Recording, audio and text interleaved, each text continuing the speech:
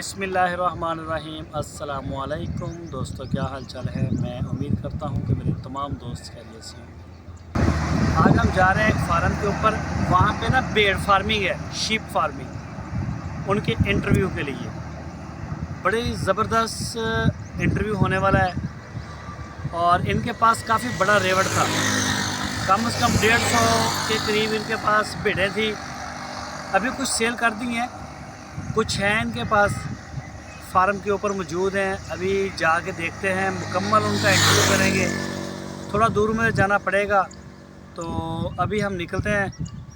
बाकी इंशाल्लाह वीडियो बड़ी ज़बरदस्त होगी। जो भेड़ की फार्मिंग करने का सोच रहे हैं उनके लिए ये वीडियो बड़ी ज़बरदस्त होने वाली है, वो एंड तक देखें। बहुत सारे मैंने ऐसे सवाल पूछे हैं जो आपके जहन में थे, तो वीडियो को एंड तक देखते रहिए। चलते हैं आप अगले सफ़र की तरफ।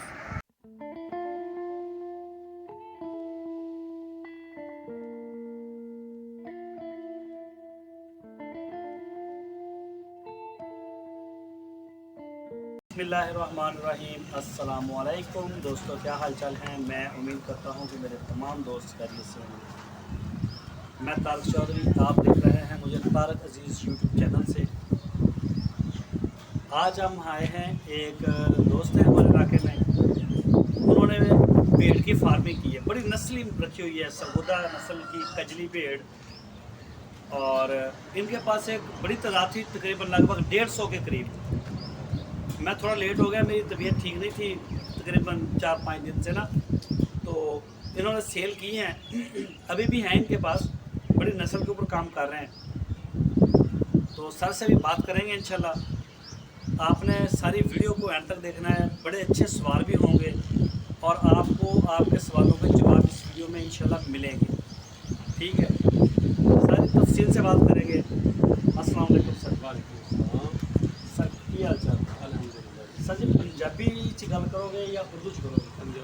पंजाबी पंजाबी च। सर सब तो पहले तुसी अपने बारे दसना, लोकेशन, अपना एजुकेशन बैकग्राउंड और जॉब केड़ी की। मेरा नाम जी मोहम्मद रियाज ताहिर। मैं हेडमास्टर रिटायर 140 से हेडमास्टर का जी। तो अब हासिलपुर में हासिलपुर का रहती हूँ और ये काम जो है हासिलपुर चिश्तिया रोड पे ये शुरू किया है ये फार्म।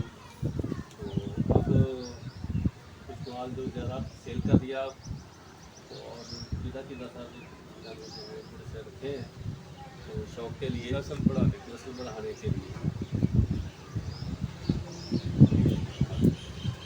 सही है जी, माशाल्लाह जी।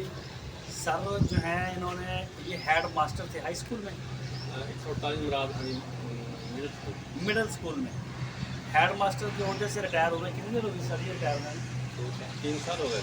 3 साल हो गए फ्रेश रिटायरमेंट ली है। और ज़िम्मेदार ने चौधरी बरादरी है जी, बिल्कुल चौधरी बरादरी ने तलक है। और अपना भोए भांडे वाले ने कह सकते हैं, ज़मींदार है, अच्छी जॉब भी की थी, बहुत अच्छा एक मतलब एजुकेशन बैकग्राउंड आ। तो भेड़ फार्मिंग की। अच्छा सर जी तुसी बाकी बेचियां, मेरी तुहानू लास्ट गल होई सी, तुसी दस्सिया कि असीं कुछ बेच दिते ने। ये दसो कि किन्ने जानवर बेचे ने, तो किन्ने दिन हो गए बेचे ने? तकरीबन जी 120 के करीब भेज देते रहे। तकरीबन 3-4 दिन हुए सिर्फ 4 दिन हुए हैं। बिल्कुल, मैं इन्होंने दिनों कुछ बीमार से, मेरे को बोलिया नहीं जा रहा सीधा, तो मैं नहीं आ सका। मैं टाइम भी लिया हुआ सी तुहाडे कोलों ना, सही। लेकिन मैं नहीं आ सकिया।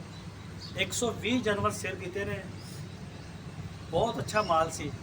और ए रखे ने इन्होंने अगे ब्रीडिंग वास्ते। बाकी हुण आपां वधदे हां अपने इंटरव्यू वाल। अच्छा सर जी, लोग बकरियां भी पाल रहे हैं, तुसीं भेड़ां पाल रहे हो, जी की बेहतर समझदे हो? भेड़ पालन वाला बंदा ज़्यादा मुनाफे च या बकरियां पालन वाला बंदा ज़्यादा मुनाफे च? काम तो दोनों ही अच्छे जी, लेकिन बकरी की निस्बत भेड़ जी है ज़्यादा मुनाफा बख्श कम भेड़ दे विच जी। सही है। बकरी के काम में समझ थोड़ा मुनाफा। हाँ जी, बकरी का चारा जोड़ा है ना जी, वो ज़रा ज़्यादा अच्छा चारा। तो ये ज़रा जो है फसल की बाकियात जी है ना, वो अपना पेड़ जोड़ा है पाल। बिल्कुल एग्जैक्ट। बकरी को चारा हमेशा, बेशक टैडी बकरी वैसे खा जाती माड़ा भी, दोगली देसी बकरी हाँ जी, वो फिर ਫਿਰ ਵੀ ਅੱਛਾ ਚਾਰਾ ਮੰਗਦੀ ਆ, ਅੱਛਾ ਮਾਹੌਲ ਵੀ ਮੰਗਦੀ ਆ। ਤੇ ਭੇਡ ਜਿਹੜੀ ਹੁੰਦੀ ਆ ਇਹਨੂੰ ਜੋ ਸੁੱਕਾ ਮਿਸਾ ਤੁਸੀਂ ਦਿੱਤਾ, ਇਹ ਸ਼ੁਕਰ ਅਲਹਮਦੁਲਿਲਾ ਕਹਿਣ ਦਾ। ਅੱਛਾ, ਅਗਲਾ ਸਵਾਲ ਮੇਰਾ ਇਹ ਆ ਕਿ ਇੱਕ ਫਾਰਮਰ ਅਗਰ ਭੇਡਾਂ ਦੇ, ਆਪਾਂ ਭੇਡ ਦੀ ਗੱਲ ਕਰਦੇ ਜੀ ਉਹ ਕਾਮਯਾਬ ਹੋ ਜਾਂਦਾ ਔਰ ਇੱਕ ਨਾਕਾਮ ਹੋ ਜਾਂਦਾ, ਉਹਦੀ ਵਜ੍ਹਾ ਕੀ ਹੈ? ਅੱਛੀ ਮੈਨੇਜਮੈਂਟ ਜਿਹੜੀ ਹੈ ਜੀ ਜ਼ਰੂਰੀ ਹੈ ਕੈਮਰੇ ਦੇ ਕਰ ਦੋ। ਤਜਰਬਾਕਾਰੀ ਇਹਦੇ ਵਾਸਤੇ ਮੈਨੇਜਮੈਂਟ ਜਿਹੜੀ ਉਹ ਜ਼ਰੂਰੀ ਹੈ ਜੀ, ਇਹਦੀ ਅੱਛੀ ਸੰਭਾਲ ਨਿਗਰਾਨੀ ਜਿਹੜੀ ਹੈ ਉਹ ਜ਼ਰੂਰੀ ਹੈ ਜੀ, ਔਰ ਤਜਰਬਾ ਜ਼ਰੂਰੀ ਹੈ ਇਹਦੇ ਵਿੱਚ। ਐਕਸਪੀਰੀਅੰਸ ਦੇਖੋ ਨਾ, ਐਕਸਪੀਰੀਅੰਸ ਜਿਹੜਾ ਉਹ ਵੀ ਤਜਰਬਾ ਕਿਸੇ ਵੀ ਕੰਮ ਦੇ ਵਿੱਚ ਉਹ ਬਹੁਤ ਜ਼ਰੂਰੀ ਹੈ। ਬੱਕਰੀ ਪਾਲੋ, ਗਾਏ ਪਾਲੋ, ਵੱਛਾ ਪਾਲੋ ਜਾਂ ਭੇਡ ਪਾਲੋ ਜਾਂ ਪਰਿੰਦਿਆਂ ਦਾ ਕੰਮ ਕਰੋ, ਉਹਦੀ ਪਹਿਲੇ ਟ੍ਰੇਨਿੰਗ ਲੈਣੀ ਚਾਹੀਦੀ ਹੈ। ਹਾਂ, ਟ੍ਰੇਨਿੰਗ ਜ਼ਰੂਰੀ ਹੈ, ਟ੍ਰੇਨਿੰਗ ਬਹੁਤ ਜ਼ਰੂਰੀ ਹੈ। ਹਾਂਜੀ ਇਸੇ ਚੀਜ਼ ਦੇ ਉੱਪਰ ਹੀ ਮੇਰਾ ਜ਼ਿਆਦਾ ਫੋਕਸ ਰਹਿੰਦਾ ਕਿ ਤਾਂ ਹੀ ਮੈਂ ਕਿਸੇ ਵੀ ਦੋਸਤ ਨੂੰ ਮਸ਼ਵਰਾ ਨਹੀਂ ਦਿੰਦਾ ਕਿ ਇੱਕ ਯਕਦਮ 100 ਬੱਕਰੀ ਤੋਂ ਸਟਾਰਟ ਕਰੋ। ਕਿਉਂਕਿ ਫਾਰਮਰ ਜਦੋਂ ਵੀ ਸ਼ੁਰੂ ਕਰੇ ਉਹ ਪਹਿਲੇ ਟ੍ਰੇਨਿੰਗ ਲਵੇ ਫਿਰ ਸ਼ੁਰੂ ਕਰੇ। ਹਾਂਜੀ ਅੱਛਾ, ਮੈਂ ਟ੍ਰੇਨਿੰਗ ਬੜੀ ਜ਼ਰੂਰੀ, ਇਸੇ ਵਜ੍ਹਾ ਤੋਂ ਅਸੀਂ ਇਸ ਮਸ਼ਵਰਾ ਨਹੀਂ ਦਿੰਦੇ ਕਿ ਤੁਸੀਂ ਇੱਕ ਕੋਈ ਵੀ ਬੰਦਾ ਅਗਰ 100 ਬੱਕਰੀ ਤੋਂ ਸਟਾਰਟ ਲੈਂਦਾ ਤੇ ਉਹਦੇ ਮਿਲੀਅਨ ਰੁਪਏ ਖਰਚ ਹੁੰਦੇ ਨੇ, ਜੀ ਮਿਲੀਅਨਸ, ਦੇਖੋ ਠੀਕ ਹੈ ਨਾ। ਔਰ ਉਹਨੂੰ ਮੈਂ ਨਹੀਂ ਚਾਹੁੰਦਾ ਕਿ ਕਿਸੇ ਵੀ ਬੰਦੇ ਦਾ ਮਿਲੀਅਨਸ ਦੇ ਵਿੱਚ ਰੁਪਈਆ ਸਟੇਕ ਤੇ ਲੱਗ ਜਾਵੇ, ਕਿ ਜਾਂ ਇੱਕ ਸਾਲ ਦੇ ਵਿੱਚ ਇੱਧਰ ਹੋ ਜਾਏਗਾ ਜਾਂ ਇੱਧਰ ਹੋ ਜਾਏਗਾ, ਠੀਕ ਆ। ਬਾਕੀ ਹਰ ਚੀਜ਼ ਨੂੰ ਕਿਸਮਤ ਤੇ ਨਹੀਂ ਛੱਡਿਆ ਜਾ ਸਕਦਾ, ਮਿਹਨਤ ਜ਼ਰੂਰੀ ਹੈ। ਮਿਹਨਤ ਜ਼ਰੂਰੀ ਹੈ। ਹਰ ਠੀਕ ਆ, ਅੱਲਾਹ ਤਾਲਾ ਨੇ ਨਸੀਬ ਵੀ ਲਿਖਿਆ ਲੇਕਿਨ ਮਿਹਨਤ ਵੀ ਲਿਖੀ ਹੈ ਨਾਲ, ਮਿਹਨਤ ਜ਼ਰੂਰੀ ਆ। ਟ੍ਰੇਨਿੰਗ ਜਿਹੜੀਆਂ ਜ਼ਰੂਰੀ ਚੀਜ਼ਾਂ ਉਹ ਪੂਰੇ ਤੇ ਪੂਰੀਆਂ ਕਰੋ, ਲਵਾਜ਼ਮਾਤ। ਅੱਛਾ ਸਰ ਜੀ, ਕਦੀ ਤੁਸੀਂ ਆਮਦਨ ਦਾ ਤਖਮੀਨਾ ਲਾਇਆ ਕਿ ਭੇਡ ਤੋਂ ਤੁਸੀਂ ਕਿੰਨੀ ਆਮਦਨ ਕਮਾਈ ਹੈ ਸਾਲ 'ਚ? ਤੇ ਸਹੀ ਅੰਦਾਜ਼ਾ ਤੇ ਨਹੀਂ, ਵੈਸੇ ਇਹਦੇ ਵਿੱਚ ਸਰ ਘਾਟੇ ਵਾਲੀ ਗੱਲ ਹੈ ਨਹੀਂ ਜੀ, ਤੇ ਪ੍ਰੋਫਿਟੇਬਲ ਹੀ ਕਾਰੋਬਾਰ ਹੈ। ਪ੍ਰੋਫਿਟ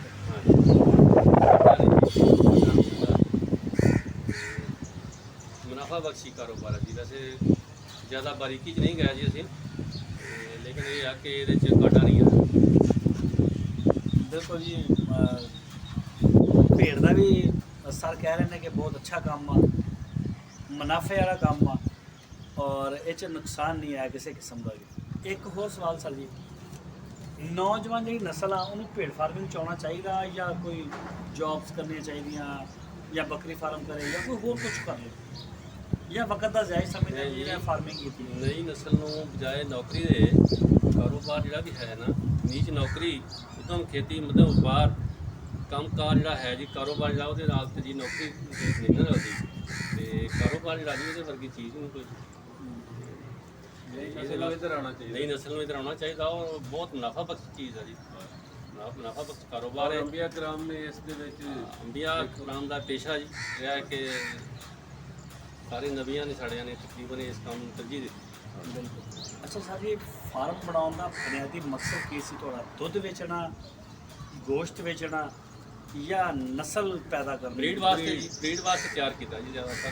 ਤੁਸੀਂ ਬਰੀਡ ਤੇ ਕੰਮ ਕੀਤਾ? ਹਾਂਜੀ, ਬਰੀਡ ਤੇ ਕੰਮ ਕੀਤਾ। ਔਰ ਕੈਸਾ ਤਜਰਬਾ ਹੈ? ਬਹੁਤ ਅੱਛਾ ਰਿਹਾ ਜੀ, ਬਰੀਡ ਜਿਹੜਾ ਜੀ ਮਾਸ਼ਾਅੱਲਾ ਬਹੁਤ ਅੱਛਾ ਬਰੀਡ ਤਿਆਰ ਹੋਇਆ ਤੇ ਔਰ ਅੱਛਾ ਕਾਸਟਲੀ ਜਿਹੜਾ ਉਹ ਵੈਸੇ ਵੀ ਸੇਲ ਵੀ ਕਾਸਟਲੀ ਹੋਇਆ ਕਰ। ਔਰ ਦੂਸਰੇ ਮਜ਼ੇ ਦੀ ਗੱਲ ਇਹ ਹੈ ਸਰ ਜੀ, ਇੱਕ ਚੀਜ਼ ਹੋਰ ਇੱਥੇ ਤੁਸੀਂ ਐਡ ਕਰੋ। ਅੱਛਾ, ਮੈਂ ਇੱਕ ਹੋਰ ਵੀ ਦੱਸਦਾ, ਅਗਰ ਕੋਈ ਬੰਦਾ ਕਹਿੰਦਾ ਕਿ ਮੈਂ ਭੇਡ ਦੀ ਫਾਰਮਿੰਗ ਕਰਨੀ ਗੋਸ਼ਤ ਵਾਸਤੇ, ਤੇ ਉਹ ਵੀ ਸਹੀ ਹੈ? ਹਾਂਜੀ, ਉਹ ਜੀ ਨਸਲ ਜਿਹੜੀ ਹੈ ਨਾ, ਮੁੰਦਰਾ ਜਿਹੜੀ ਹੈ ਨਾ ਜੀ, ਉਹ ਜ਼ਿਆਦਾ ਗੋਸ਼ਤ ਵਾਸਤੇ ਉਹ ਜ਼ਿਆਦਾ ਮੁੰਦਰਾ ਜਿਹੜੀ ਹੈ ਜੀ ਨਸਲ ਨਾ, ਗੋਸ਼ਤ ਵਾਸਤੇ ਉਹ ਜ਼ਿਆਦਾ। ਕਜਲਾ ਮੁੰਜਰਾ ਕਜਲਾ ਵੀ ਹੈ ਲੇਕਿਨ ਕਜਲੇ ਦੀ ਨਿਸਬਤ ਜੀ ਸਭ ਤੋਂ ਜਿਹੜਾ ਅੱਛਾ ਜਿਹੜਾ ਜਾ ਰਿਹਾ ਜੀ ਉਹ ਮੁੰਦਰਾ ਜਾ ਰਿਹਾ। ਬਹੁਤ ਫਰਕ ਹੋਇਆ ਹਾਂਜੀ, ਬਹੁਤ ਤਕਰੀਬਨ 2, 2.5, 3 ਮਣ ਤੱਕ ਵੀ ਯਾਨੀ ਉਹ ਜਿਹੜਾ ਨਾ ਜਾਨਵਰ ਦਾ ਨੇ ਬਿਊਟੀ ਤੇ ਜ਼ਿਆਦਾ ਕਜਲਾ। ਤੇ ਖੂਬਸੂਰਤੀ ਜਿਹੜੀ ਹੈ ਜੀ, ਸਨੱਪ ਜਿਹੜੀ ਹੈ ਉਹ ਕਜਲੇ 'ਚ ਹੈ। ਕਜਲੇ ਜੀ।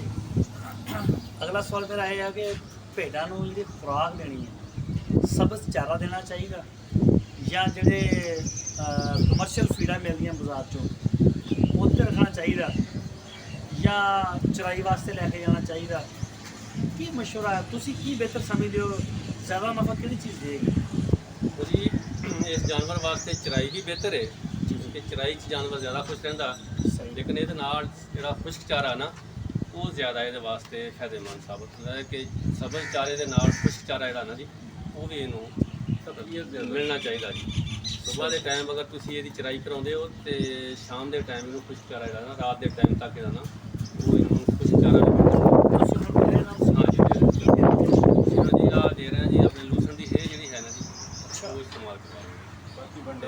ਬਾਕੀ ਵੰਡਾ ਪੂਰੀ ਦੇ ਉੱਪਰ ਜਿਹੜਾ ਜੀ ਵੱਡਾ ਆਪਦਾ ਬਣਾ ਰਹੇ ਹਾਂਜੀ ਵੰਡਾ ਤੇ ਇਹ ਜਿਹੜੀ ਇਹ ਆ ਇਹ ਤੁਹਾਡੇ ਦੇ ਘਰ ਦੀ ਹੈ ਨਾ ਹਾਂਜੀ ਆਪ ਤੋਂ ਤਿਆਰ ਕਰਾਈ ਸਰ ਦੇ ਜ਼ਮੀਨ ਆ ਇਹਨਾਂ ਨੇ ਸਰਦੀਆਂ ਦੇ ਵਿੱਚ ਕਾਫੀ ਇਹ ਤਿਆਰ ਕੀਤੀ ਸੀ ਉਹ ਕਰ ਰਹੇ ਨੇ ਲੇਕਿਨ ਇੱਕ ਆਮ ਬੰਦਾ ਇਸ ਟਾਈਮ ਇਹ ਦਾ ਪਤਾ ਕੀ ਰੇਟ ਆ 80 ਕਾਸਟਲੀ ਹੈ ਸਾਡੀ ਕਾਸਟ 80 ਰੁਪਏ ਕਿਲੋ ਕਾਫੀ ਕਾਸਟਲੀ ਹੈ ਵਿਦਆਊਟ ਕਾਰਗੋ ਉਹ ਇਹ ਬੜੀ ਚੀਜ਼ ਦਾ ਇਹਨਾਂ ਦੇ ਕੋਲ ਮੈਂ ਦਿਖਾਵਾਂ ਨਜ਼ਰ ਆ ਰਹੀ ਅੱਛਾ ਉਹ ਨਾ ਇਹ ਘਰ ਦੀ ਬਣੀ ਹੋਈ ਆ ਲੇਕਿਨ ਅਗਰ ਤੁਸੀਂ ਖਰੀਦ ਕੇ ਫਾਰਮਿੰਗ ਕਰੋਗੇ ਬਹੁਤ ਮਹਿੰਗੀ ਪੈਗੀ ਹਾਂਜੀ ਉਹ ਕਾਸਟਲੀ ਤੁਸੀਂ ਇਹਦੇ ਮੁਤਬਾਦਲ ਵੀ ਕੁਛ ਕਰ ਸਕਦੇ ਹੋ ਨਾ ਹਾਂਜੀ ਲੋ ਕਾਸਟ ਕਰ ਸਕਦੇ ਹੋ ਇਹ ਕਾਫੀ 80 ਰੁਪਏ ਕਿਲੋ ਖਰੀਦ ਰੇਟ ਹੈ ਇਹਦਾ ਅੱਛਾ ਸਰ ਜੀ ਹਕੂਮਤੀ ਪਾਲਿਸੀਆਂ ਵੀ ਫਾਰਮਰ ਦੇ ਹੱਥ 'ਚ ਹੈ ਬਹੁਤ ਦਿੱਤੇ ਜਾ ਰਹੀਆਂ ਜੀ ਹੁਣ ਤੇ ਕਰਜ਼ਾ ਵੀ ਦੇ ਰਹੀ ਹਕੂਮਤ ਜੀ ਕਿ ਜਿਹੜਾ ਆਦਮੀ ਜਰਾ ਨਹੀਂ ਜੇ ਵੀ ਨਹੀਂ ਖਰਚ ਕਰ ਸਕਦਾ ਉਹਨੂੰ ਗਵਰਨਮੈਂਟ ਜਿਹੜੀ ਹੈ ਕਰਜ਼ੇ ਦੇ ਤੌਰ ਤੇ ਵੀ ਦੇ ਰਹੀ ਹੈ ਕਿ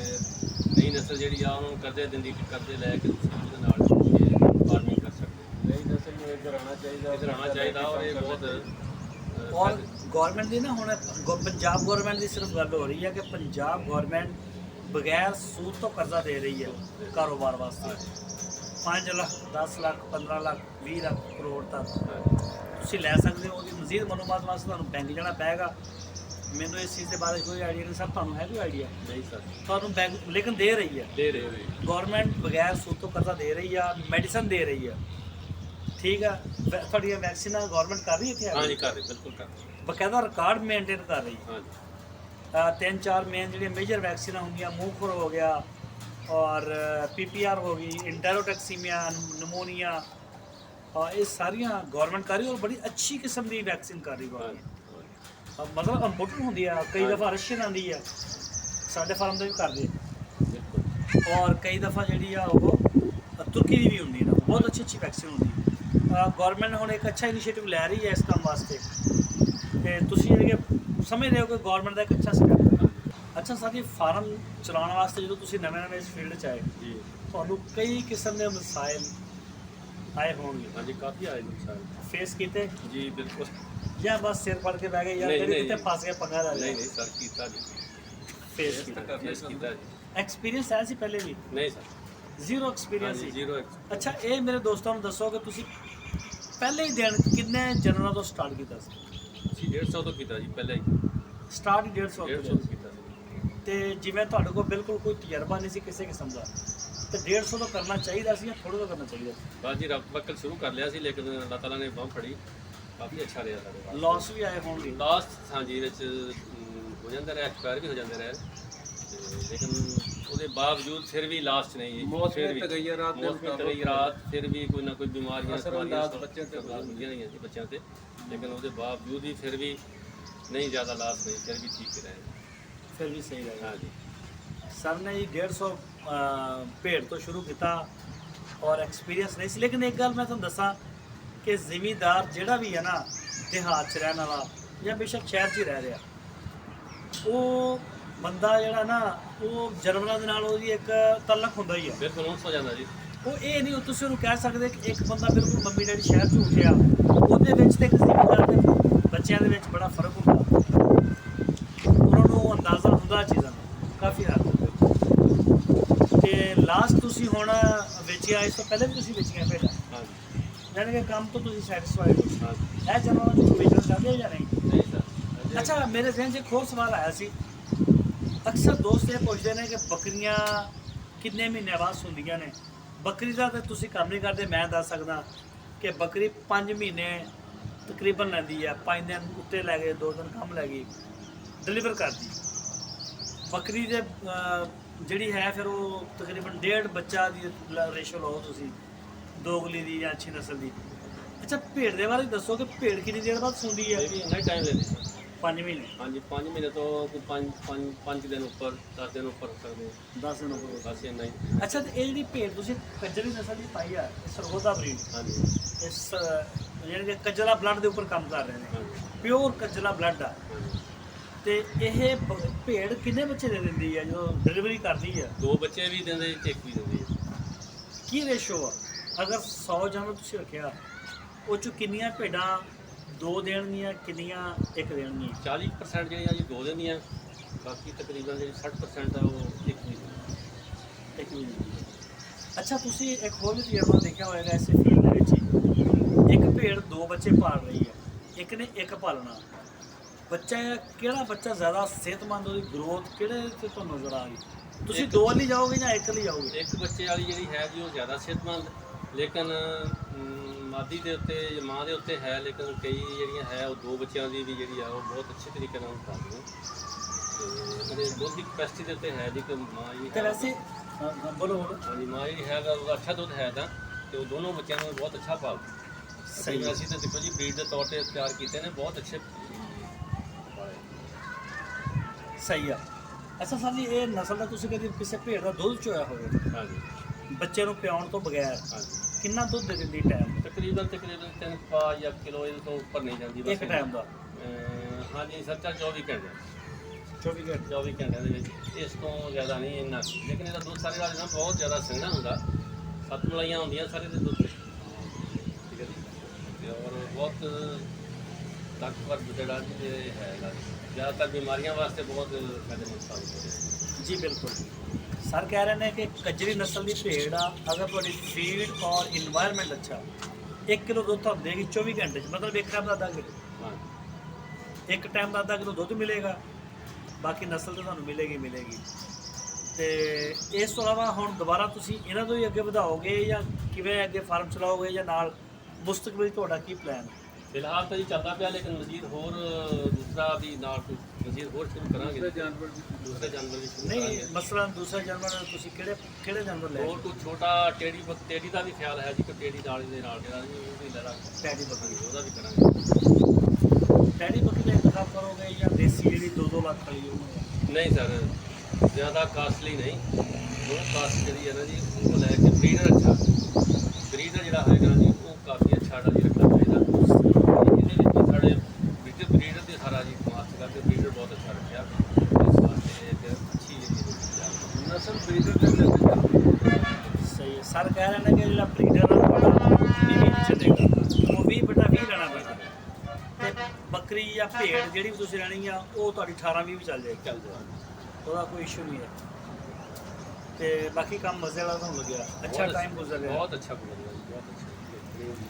ਹੁਣ ਤਾਂ ਤੁਹਾਡੇ ਜਿਹੜੇ ਬੰਦੇ ਕੰਮ ਕਰਨ ਵਾਲੇ ਉਹ ਵੀ ਕਾਫੀ ਟ੍ਰੇਨਡ ਹੋ ਗਏ ਨੇ। ਹਾਂਜੀ ਹਾਂਜੀ, ਬਿਲਕੁਲ ਸਰ। ਅੱਛਾ, ਇੱਕ ਹੋਰ ਸਵਾਲ ਮੇਰੇ ਜ਼ਿਹਨ 'ਚ ਆਇਆ ਕਿ ਤੁਸੀਂ ਇਸ ਭੇਡ 100 ਭੇਡ ਆ ਫਰਜ਼ ਕਰੋ ਜੀ, ਉਹਦੇ ਵਾਸਤੇ ਤੁਹਾਨੂੰ ਕਿੰਨੀ ਜਗ੍ਹਾ ਤੇ ਉੱਤੇ ਸਬਜ਼ ਚਾਰਾ ਉਗਾਉਣਾ ਪਏਗਾ?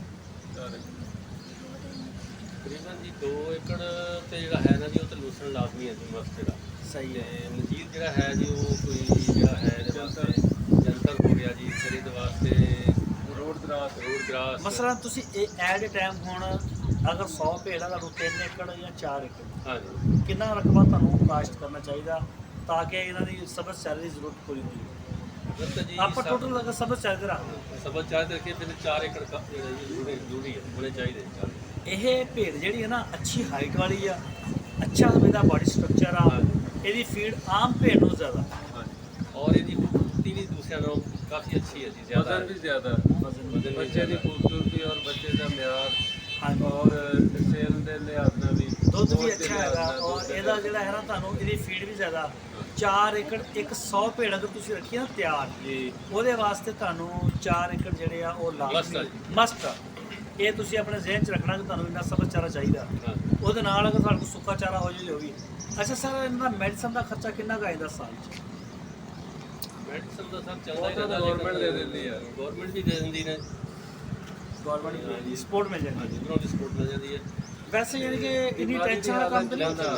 ਕੋਈ ਟੈਨਸ਼ਨ ਨਹੀਂ। ਸਹੀ ਹੈ। ਤੇ ਜਦੋਂ ਮੌਸਮੀ ਹਾਲਾਤ ਹੁੰਦੇ ਆ, ਬਾਰਿਸ਼ ਆਪਣੇ ਜਿੱਦਾਂ ਹੁਣ ਬਹੁਤ ਜ਼ਿਆਦਾ ਆ ਗਈ ਸੀ ਪਿਛਲੇ ਦਿਨਾਂ 'ਚ, ਹਾਂਜੀ, ਤੇ ਫਿਰ ਐਸੀ ਸੂਰਤ 'ਚ ਤੁਸੀਂ ਚਰਾਈ ਵਾਸਤੇ ਲੈ ਕੇ ਜਾਂਦੇ ਹੋ ਜਾਂ ਨਹੀਂ ਸਰ ਉਦੋਂ ਕੁਛ ਚਾਰਾ ਜਿਹੜਾ ਹੈ ਫਿਰ ਛੱਡ ਜੀ? ਹਾਂਜੀ, ਸ਼ੈਡ ਵੱਡਾ ਵੱਡਾ ਕੁਛ ਚਾਰਾ ਜਿਹੜਾ ਨਾ ਉਹ ਇਸਤੇਮਾਲ ਕਰੋ।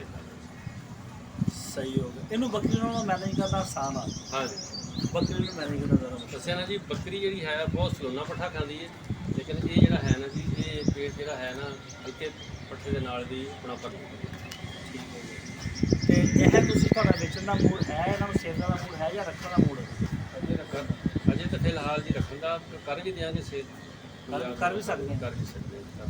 ਸਰ ਹੁਣਾਂ ਨੇ ਦੱਸਿਆ ਸੀ ਪਹਿਲੇ ਸਾਡੀ ਆਫ ਕੈਮਰਾ ਗੱਲ ਹੋ ਰਹੀ ਸੀ ਕਿ ਅਸੀਂ ਜਿਹੜੀਆਂ ਭੇਡਾਂ ਲਈਆਂ ਸੀ ਬੜੀਆਂ ਛਾਣ ਕੇ ਲਈਆਂ ਸੀ ਹਾਂਜੀ ਕਿ ਚੁਣ ਕੇ ਅਸੀਂ ਜਾਨਵਰ ਲੈ ਸੀ, ਔਰ ਅੱਗੇ ਵੀ ਕੋਈ ਦੋਸਤ ਹੀ ਆਏ ਜਿਨ੍ਹਾਂ ਨੂੰ ਦਿੱਤੀਆਂ ਨੇ ਔਰ ਲੈ ਗਏ ਉਹ, ਉਹਨਾਂ ਨੂੰ ਬਹੁਤ ਰੀਜ਼ਨੇਬਲ ਪ੍ਰਾਈਸ ਦੇ ਉੱਪਰ ਦਿੱਤੀਆਂ ਨੇ। ਹਾਂਜੀ ਤੇ ਇਹ ਭੇਡਾਂ ਜਿਹੜੀਆਂ ਰੱਖੀਆਂ ਨੇ, ਇਹ ਭੇਡਾਂ ਵੀ ਇਹਨਾਂ ਦੀਆਂ ਬਹੁਤ ਅੱਛੀਆਂ ਨੇ, ਉਹਨਾਂ ਦੇ ਵਿੱਚੋਂ ਹੀ ਰੱਖੀਆਂ ਨੇ, ਹਾਂਜੀ ਇਹਨਾਂ ਦੇ ਵਿੱਚੋਂ ਹੀ ਸੇਲ ਕੀਤੀਆਂ ਨੇ। ਹਾਂਜੀ ਤੇ ਬੜੀ ਨਸਲੀ ਕਿਸਮ ਦੀ ਭੇਡ ਪਾਲੀ ਹੋਈ ਹੈ। ਜੀ ਜੀ ਬਿਲਕੁਲ ਜੀ। ਤੇ ਹੁਣ ਸਰ ਕਹਿ ਰਹੇ ਨੇ ਕਿ ਸਾਡਾ ਅੱਗੇ ਟੈਡੀ ਬੱਕਰੀ ਦਾ ਮੂਡ ਬਣ ਰਿਹਾ, ਦੇਖੋ ਹਜੇ ਹਾਂਜੀ ਫਾਈਨਲ ਮੂਡ ਕਿਧਰ ਨੂੰ ਜਾਂਦਾ। ਜੀ ਬਿਲਕੁਲ ਗਾਇ ਦਾ ਵੀ ਤੁਸੀਂ ਕਹਿ ਰਹੇ ਸੀ ਕਰ ਸਕਦੇ ਹਾਂਜੀ ਹੋ, ਗਾਇ ਦਾ ਵੀ ਕਰ ਸਕਦੇ ਨੇ ਕੰਮ। ਅੱਛਾ, ਟੋਟਲ ਆਪਣਾ ਇਥੇ ਜ਼ਰਾਈ ਰਕਬਾ ਕਿੰਨਾ? ਸਾਡੇ ਕੋਲ ਜੀ 25 ਏਕੜ ਹੈ।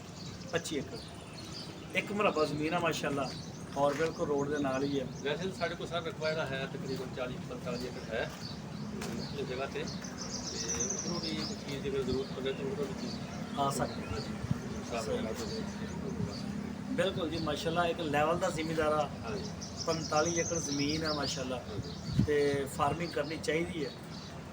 ਔਰ ਅੱਛਾ, ਇੱਕ ਲਾਸਟ ਸਵਾਲ, ਤੁਸੀਂ ਕਹਿੰਦੇ ਹੋਣੇ ਵੀ ਕੰਮ ਲੰਮਾ ਹੀ ਕੀਤੀ ਜਾ ਰਿਹਾ, ਜਿਹੜੇ ਲੋਕ ਸ਼ਹਿਰਾਂ 'ਚ ਰਹਿੰਦੇ ਨੇ ਉਹ ਬਹੁਤ ਜ਼ਿਆਦਾ ਦਿਲਚਸਪੀ ਲੈ ਰਹੇ ਨੇ ਬੱਕਰੀ 'ਚ ਭੇਡ 'ਚ, ਕਿਉਂਕਿ ਇਹ ਜਗ੍ਹਾ ਥੋੜੀ ਲੈਂਦੀ ਆ।